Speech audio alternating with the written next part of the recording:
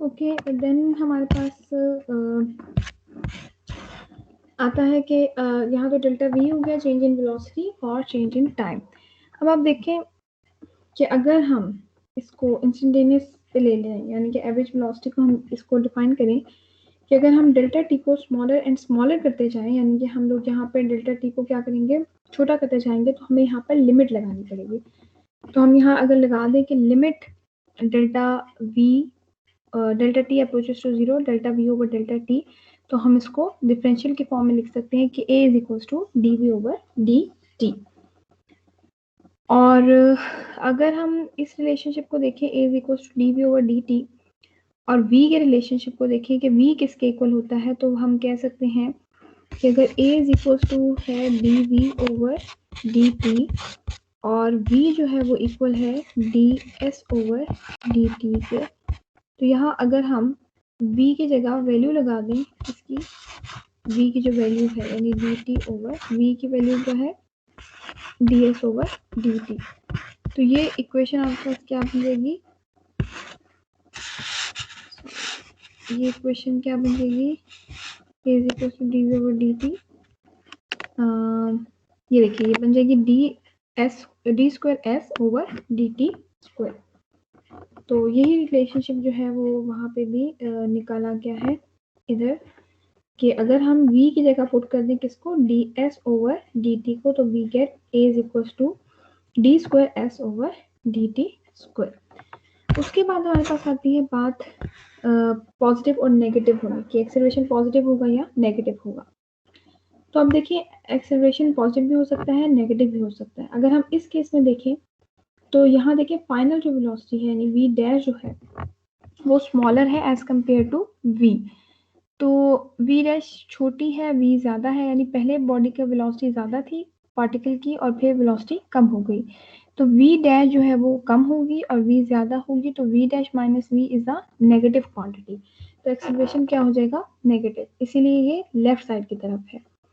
और अगर ये पॉजिटिव होता यानी v डैश जो है वो ग्रेटर होता v से, यानी फाइनल वेलोसिटी जो है वो ज़्यादा होती इनिशियल वेलोसिटी से, तो फिर एक्सेलरेशन पॉजिटिव होता और इसकी डायरेक्शन क्या होती, डायरेक्शन तो खैर यही होती, सेंस जो है वो टूवर्ड्स राइट होती।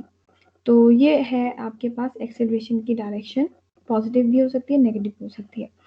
और एक्सेलरेशन कांस्टेंट भी हो सकता है अगर आपकी वेलोसिटी जो है वो सेम ही हो, यानी v और ये v डैश, यहाँ पे भी v से ही मूव कर रहा था, पार्टिकल मूव तो करता है लेकिन v से ही मूव कर रहा होता, तो फिर हम कहते हैं कि ये कांस्टेंट एक्सेलरेशन के साथ जा रही है।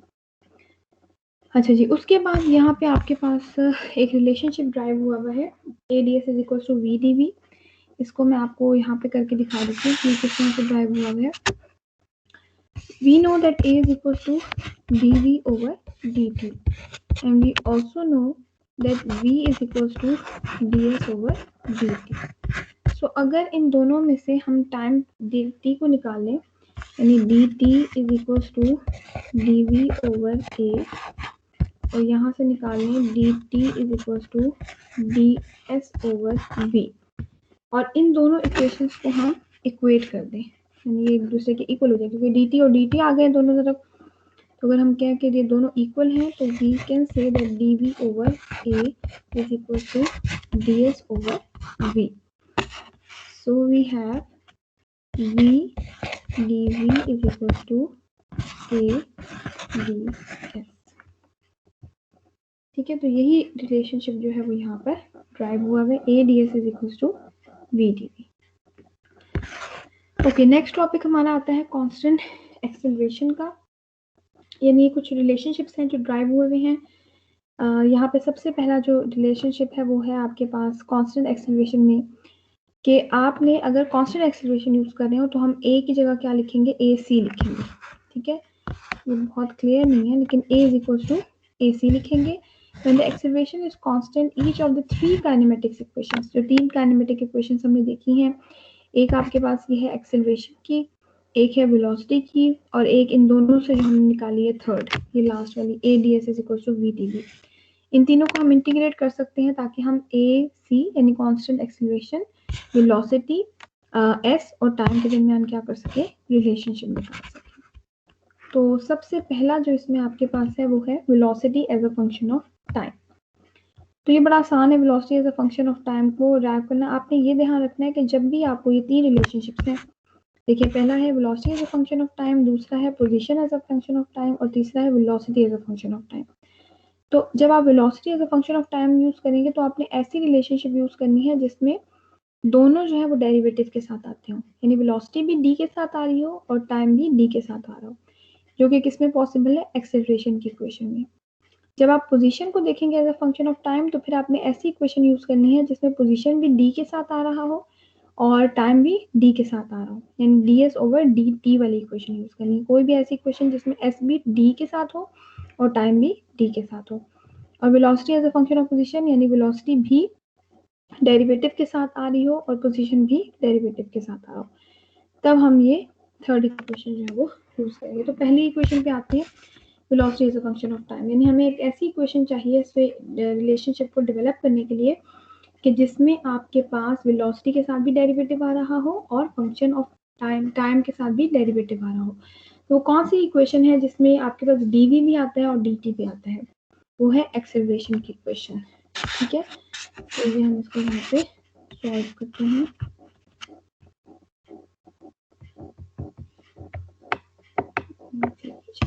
अच्छा,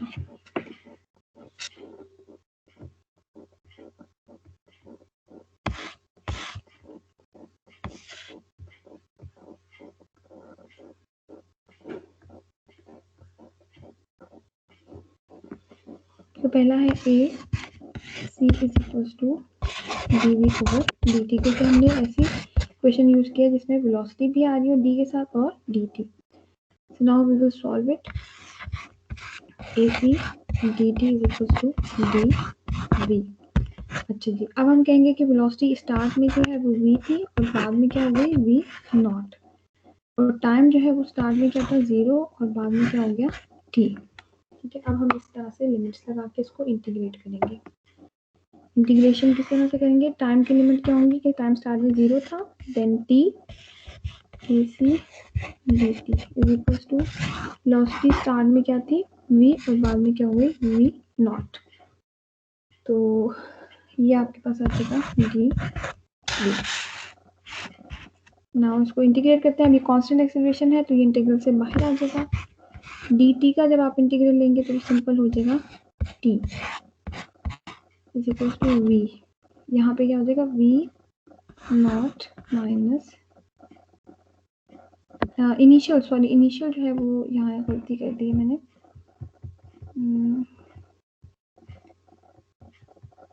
लिमिट्स में गलती कर दी है। पहली जो इनिशियल वेलोसिटी होगी वो होगी v नॉट, टाइम जब 0 है तो वेलोसिटी v नॉट और जब टाइम t है तो वेलोसिटी v।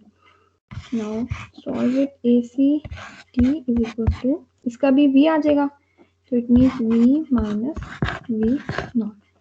तो we can write v is equal to v not plus a c t। This is the first relationship between velocity and time. ठीक है, अच्छा जी, उसके बाद आपके पास है second equation, position as a function of time. तो अब आपने कोई ऐसी इक्वेशन यूज करनी है इंटीग्रेशन के लिए कि जिसमें पोजीशन भी डी के साथ आ रहा हो और टाइम भी डी के साथ आ रहा हो। ठीक है, तो अब देखते हैं।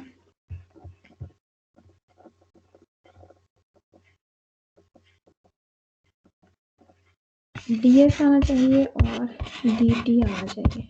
ठीक है, तो कौन सी रिलेशनशिप है जो डी एस और डी टी को यूज करता है, ये है वेलोसिटी का relationship. Velocity is equal to D S over D and v is equal to, अभी हमने निकाली थी equation, v is equal to v not plus A C T. तो कांस्टेंट एक्सेलरेशन की टर्म में लिखना है तो फिर हमें ये इक्वेशन लिखनी पड़ेगी कि ये v आगे से किसके इक्वल है, v not plus A C T. So now we will solve this.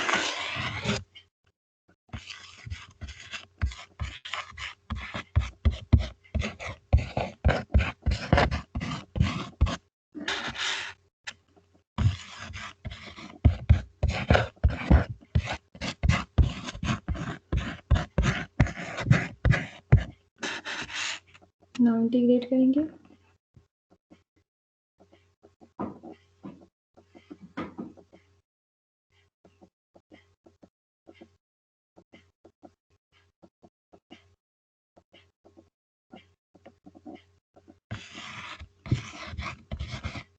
इसकी लिमिट क्या, एस नॉट से S is equal to V naught से वी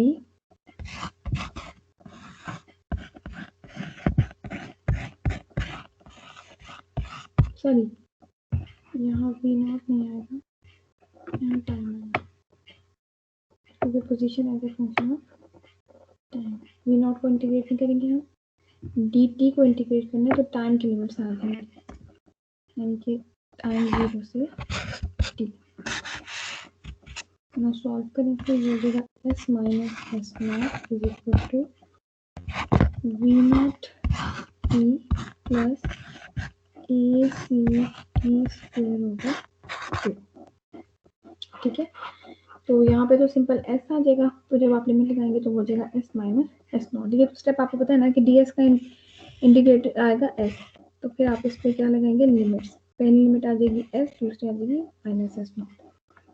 और यहाँ पे क्या होगा, v not into d t भी है और a C t into d t भी है।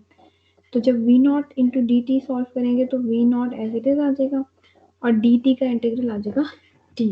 ठीक है, क्योंकि दूसरी लिमिट तो 0 है, plus A c as it is आ जाएगा। टी की जब आप इंटीग्रेशन करेंगे तो हो जाएगा टी स्क्वायर ओवर 2।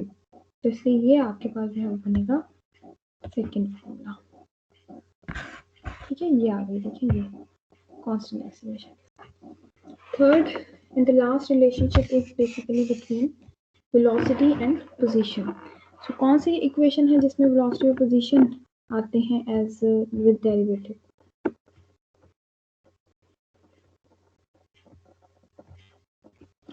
वेलोसिटी भी आता हो और डी एस भी आता हो। तो ये इक्वेशन जो हमने अब लास्ट ड्राइव की थी, v D v is equal to a d s, इसको हम क्या करेंगे, इंटीग्रेट करेंगे। ठीक है ना, v D v is equal to a D s. तो यहाँ पे लिमिट्स क्या लगेंगे, वी नॉट से वी, यहाँ ये ए सी आ जाएगा कांस्टेंट, एस नॉट से एस। तो इसको आप जब करेंगे तो ये हो जाएगा v square over 2 minus v not square over 2, क्योंकि वी की लिमिट क्या आएगी, वी का इंटीग्रल आ जाएगा आपके पास वी स्क्वायर ओवर 2। तो एक दफा आप लिमिट लगाएंगे वी के साथ तो हो जाएगा वी स्क्वायर ओवर 2, एक दफा लगाएंगे वी नॉट के साथ तो हो जाएगा v not square over 2 is equal to a c s minus S naught. So this is the third equation.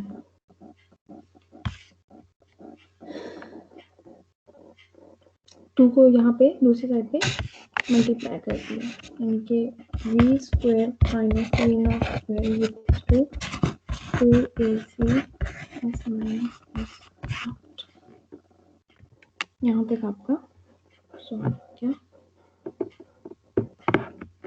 ठीक है, तो ये थे टॉपिक्स। इसके बाद दो आपके न्यूमेरिकल्स हैं, इनसे रिलेटेड तो हम स्टार्ट करते हैं। पहला न्यूमेरिकल एक है 12.1 और एक है 12.3। So let's start 12.1।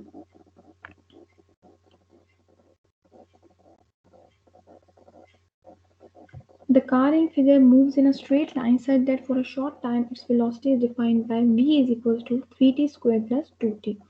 यानी गाड़ी है, कार है, वो मूव कर रही है और उसकी जो वेलोसिटी है उसका रिलेशनशिप विद टाइम दिया हुआ है कि velocity is equal to 3t square plus 2t। यानी टाइम अगर पता हो तो हम वेलोसिटी को फाइंड आउट कर सकते हैं और टाइम के जो यूनिट्स आपने पुट करने हैं वो सेकंड्स में पुट करने हैं। Determine its position and acceleration when t is equals to 3 seconds and when t is equals to 0, s is equals to 0। तो हमने इसकी पोजीशन निकालनी है, एक्सेलरेशन निकालना है जब टाइम क्या होगा 3 सेकंड्स होगा, कि 3 सेकंड्स पे इसकी पोजीशन क्या होगी और इसका एक्सेलरेशन क्या होगा। और एक और बात जो उसने एंड में हिंट दिया हुआ है कि t जब टाइम 0 है तो उस टाइम s की 0 है। ठीक है, तो ये है बेसिकली आपके पास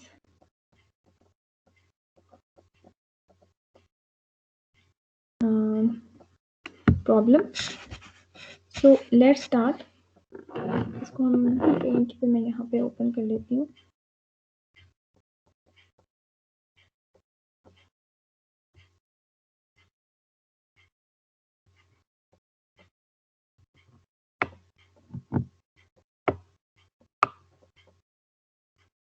So we have this problem. So v is equals to 3t square plus 2t it is given, और हमने फाइंड करनी है पोजीशन, यानी s फाइंड करना है और a फाइंड करना है जब टाइम क्या होगा 3 सेकेंड्स। सो पहले हम क्या करते हैं, s फाइंड आउट कर लेते हैं। यही इंफॉर्मेशन है जो हमें गिवन है। सो s अगर हम फाइंड करें तो s हम कैसे फाइंड करेंगे, तो कोई भी रिलेशनशिप जो है वो हम यूज कर सकते हैं जिसमें आपके पास s का रिलेशनशिप हो। तो v is equal to D S over D T, ये रिलेशनशिप हम इजिली यूज कर सकते हैं। और v जो है वो देखें क्योंकि हमें गिवन है वो क्या है 3t स्क्वायर प्लस 2t। तो यहाँ से s और टाइम देखिए आ गया है, तो हम किसी भी टाइम इंटरवल पे जैसे कि 3 सेकेंड्स में हमने फाइंड आउट करना है, s को क्या कर सकते हैं, फाइंड आउट कर सकते हैं। So d S is equal to 3t square plus 2t into d t. इसे सॉल्व कैसे करेंगे, इसका इंटीग्रल लेना पड़ेगा हमें। लिमिट्स क्या होंगी, अब देखिए उसने दिया हुआ है कि स्टार्ट में s कितना है 0 है, फाइनल s हमने फाइंड आउट करना है। डी एस टाइम की लिमिट्स हम लगा देते हैं फिलहाल 0 से t, ठीक है ना। पहले हम इसे इंटीग्रेट कर लेते हैं, फिर हम टाइम 3 सेकेंड्स के लिए इसे फाइंड आउट कर लेंगे, ठीक है। सो यहाँ तो ये बड़ा आसान है, इसको तो आप कर लें s, ठीक है। s इज इक्वल टू, यहाँ आप लिमिट्स लगाएं, यहाँ सॉल्व करें, इंटीग्रेशन करें। t ये क्या हो जाएगा, क्यूब डिवाइडेड बाय 3, इंटीग्रेशन करनी है ना, दूसरा तो 0 हो जाएगा, plus 2t square over 2।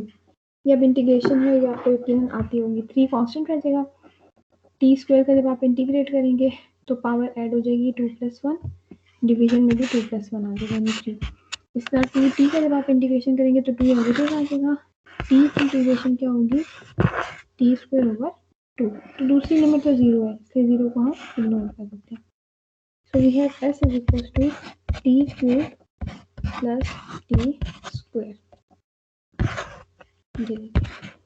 Now we can put when t is equal to 3 seconds, तो जस्ट आपने टाइम की जगह क्या पुट कर देना है, 3 पुट कर देना है। तो ये 3 cube plus 3 square is equal to 36 metre. तो ये आ गया आपके पास s, ठीक है। तो आपने क्या किया कि जब आपके पास 3 सेकेंड्स होंगे तो ये 36 मीटर डिस्टेंस। तो ये हो गया आपका पहला पार्ट कि आपने s फाइंड आउट कर लिया। नाउ आपने क्या फाइंड करना है, एक्सेलरेशन।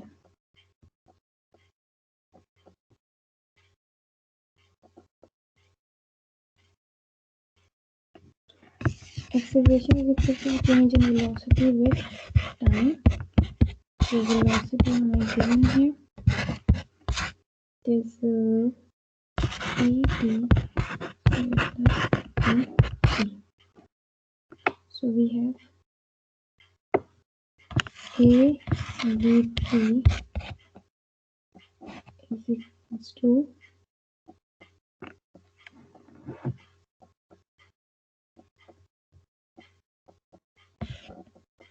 velocity की value sorry a is equals to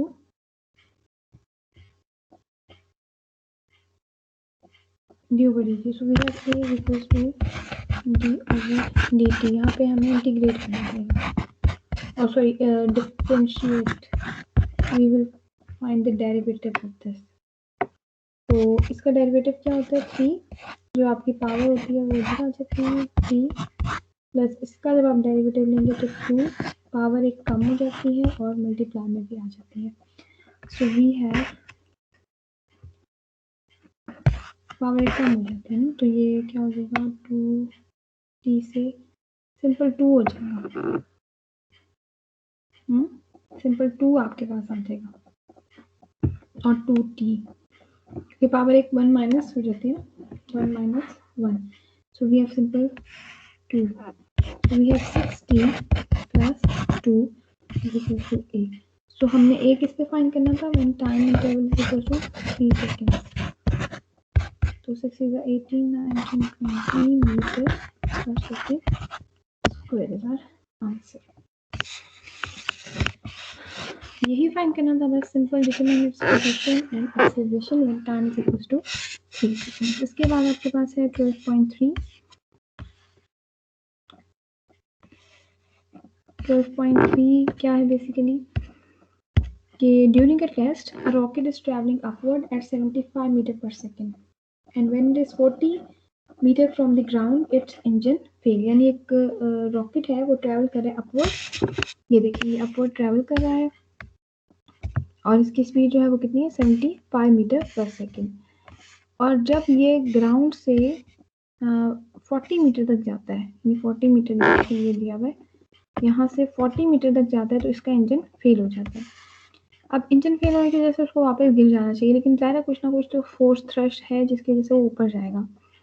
अच्छा, अब वो ऊपर जाएगा एक ख़ास हाइट के बाद वो वापस देखें कहाँ आ जाएगा, डाउनवर्ड आ जाएगा, नीचे आ जाएगा. ठीक है, तो अब इसको समझते हैं. During a test rocket is travelling upward. अब वो अपवर्ड जा रहा है 75 मीटर पर सेकंड के साथ और जब वो ग्राउंड से 40 मीटर पे है तो उसका इंजन फेल हो गया है. अब हमने फाइंड करना है कि इंजन फेल होने के बाद वो मैक्सिमम कितनी हाइट ऊपर ट्रैवल करेगा. ये देखिए, determine the maximum height s b reach by the rocket and its speed just before it hits the ground. While in motion, the rocket is subjected to a constant downward acceleration of 9.81 meter per second square due to gravity. Neglect the effect of air velocity resistance. तो बड़ा simple सा है, simple यानी हम 3 points देख लेंगे. पहले ये पॉइंट ए है, ठीक है, ये पॉइंट बी है और ये पॉइंट सी है फाइनल. तो हमने एक तो फाइंड करना है एस बी, ठीक है ना, कि ऊपर सबसे ऊपर कितनी हाइट मैक्सिमम वो कवर करेगा. दूसरा हमने फाइंड करना है वी सी, यानी जब वो ग्राउंड पे आ रहा था तो उस टाइम उसकी जो वेलोसिटी थी वो क्या थी. ठीक है, तो ये इतना सा पार्ट है इसका. ठीक है, मैक्सिमम ये देखिए मैक्सिमम हाइट निकालनी है और जस्ट वेलोसिटी निकालनी है. अच्छा जी, अब आप देखें कि आपके पास 3 पॉइंट्स बनते हैं. ठीक है, तो हम यहाँ सॉल्व करते हैं.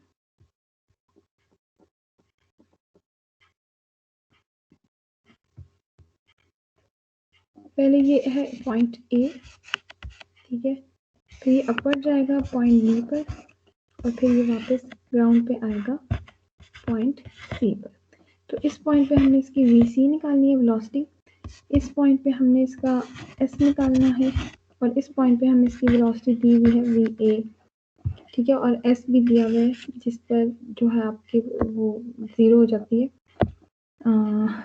एस कितना है, ऐसे 40 मीटर, यानी 40 मीटर के बाद जो है वो उसका इंजन फेल हुआ था. तो पॉइंट ए हम क्या ले रहे हैं, पॉइंट ए जहाँ पे उसका इंजन फेल हुआ, पॉइंट बी जो मैक्सिमम हाइट थी और पॉइंट सी कौन सा होगा जब उसने ग्राउंड को हिट किया. तो what we need to find is s b and b c. तो हम इसके लिए जो है जो इक्वेशन यूज करेंगे वो आपके पास है कि जहाँ पे आपके पास देखिए वेलोसिटी और एक्सेलरेशन का रिलेशनशिप है. डिस्टेंस भी आ रहा है, वेलोसिटी भी आ रही है और एक्सेलरेशन भी आ रहा है. तो अभी हमने एक रिलेशनशिप जो ड्राइव किया था ये वाला थर्ड वाला, जिसमें फाइनल और इनिशियल वेलोसिटीज हैं, एक्सेलरेशन है और 2 डिस्टेंसेस हैं. तो इस इक्वेशन को हम यहाँ पर यूज करेंगे. तो ए बी सी किसी 2 पॉइंट्स के दरमियान हम उसको यूज कर सकते हैं. तो आप देखें पहली इक्वेशन जो यूज की है वेलोसिटी फाइंड करने, मैक्सिमम हाइट फाइंड करने के लिए, वो पहले 2 जो आपके पास इक्वेशन है उनसे यूज की हुई है. मैं यहाँ पे आपको करके दिखाती हूँ. तो आपके पास इक्वेशन क्या है, v square minus v not square is equal to 2ac s minus S naught. तो अगर हम इसका कहते हैं कि इनिशियली जो है वो ए पॉइंट है और फाइनल पॉइंट बी है, तो v की जगह क्या हो जाएगा, v b square minus v naught की जगह क्या हो जाएगा, v a square is equal to 2ac s minus s b minus s a. अब देखिए इसमें आपके पास कौन कौन सी वैल्यूज गिवन है. वी बी गिवन है, क्यों गिवन है? मैक्सिमम वेलोसिटी यानी वी बी क्या होगी? ये 0 होगी, क्योंकि एक हाइट पे जाने के बाद एस बी पे जाने के बाद उसकी वेलोसिटी क्या हो जाएगी? 0 होगी। आपको पता है कि कोई भी चीज़ जब मैक्सिमम हाइट पे चली जाती है तो वहाँ पे एक लम्हे को रेस्ट पे आती है, फिर वो वापस आती है। तो इसीलिए यहाँ पे जो वी बी है वो क्या हो जाएगा? 0 हो जाएगा। और वी ए की वैल्यू आपको पता है, वी ए की वैल्यू क्या गिवन है? 75। सो ये 0 हो जाएगा, ये 75 स्क्वायर हो जाएगा इज इक्वल टू 2ac। अब ac क्या होगा? कांस्टेंट एक्सेलरेशन, ठीक है ना, जो कि डाउनवर्ड होगा। अब एक बॉडी ऊपर जा रही है तो उसका कांस्टेंट एक्सेलरेशन नीचे की तरफ है, तो इट मीन्स कि वो नेगेटिव ही होगा, -9.81। एस बी हमने फाइंड करना है और ऐसे कितना है? 40। जब आप इसकी वैल्यूज पुट करेंगे तो ये क्या आ जाएगा? 327। देखिए, और नेगेटिव एक्सेलरेशन क्यों लिया? Negative sense it acts in the opposite sense to the positive velocity और पॉजिटिव डिस्प्लेसमेंट। यानी हम ये कह रहे हैं कि पॉजिटिव अपवर्ड है। ये देखिए इस केस में ये हॉरिजॉन्टल नहीं है ना, है तो स्ट्रेट लाइन, लेकिन अब तक हम हॉरिजॉन्टल देख रहे थे, ये वर्टिकल है। अपवर्ड पॉजिटिव है तो एक्सेलरेशन नीचे की तरफ है, तो वो क्या हो जाएगा? डाउनवर्ड, माइनस में आ जाएगा। तो ये आ गई एस बी। अब दूसरी चीज जो हमने निकालनी है वो क्या निकालनी थी? वी सी। तो वी सी निकालने के लिए हम क्या करते हैं कि ये जो अपवर्ड गया, ये देखिए अपवर्ड गया और वापस आया। अब हम वी और सी के साथ इसको फाइंड आउट करते हैं। वी सी निकालने के लिए हम कौन सी यूज करेंगे इक्वेशन? ऐसी इक्वेशन इसमें हम वी सी और वी को यूज करेंगे। तो इसी इक्वेशन को यानी कि v square minus v not square equal to 2ac s minus S not, इसको हम लिखेंगे in terms of v and c. तो फाइनल क्या हो जाएगी? V c square minus v b square equal to 2ac s, final होगा s c minus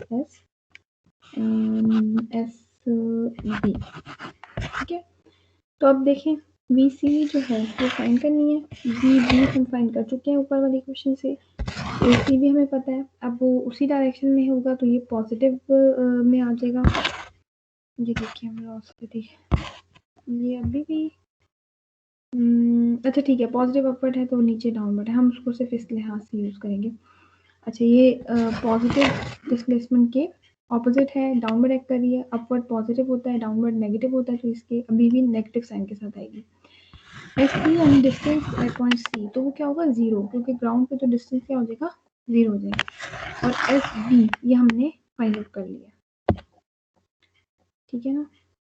तो यहाँ जस्ट हमने क्या करनी है? वैल्यूज पुट करनी है।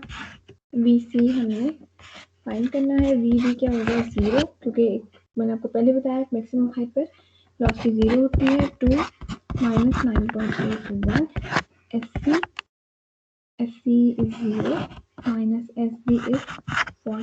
एस बी क्या था? हमने फाइंड किया था एस बी, नहीं एस बी इज 3, हाँ 327।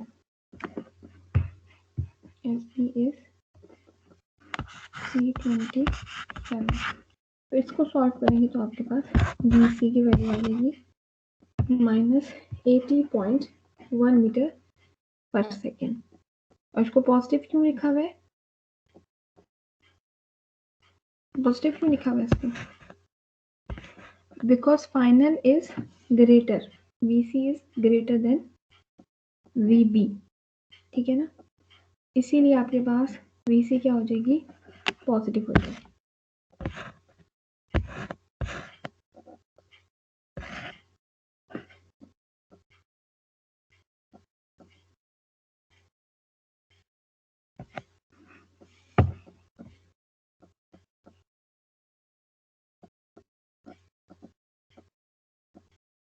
तो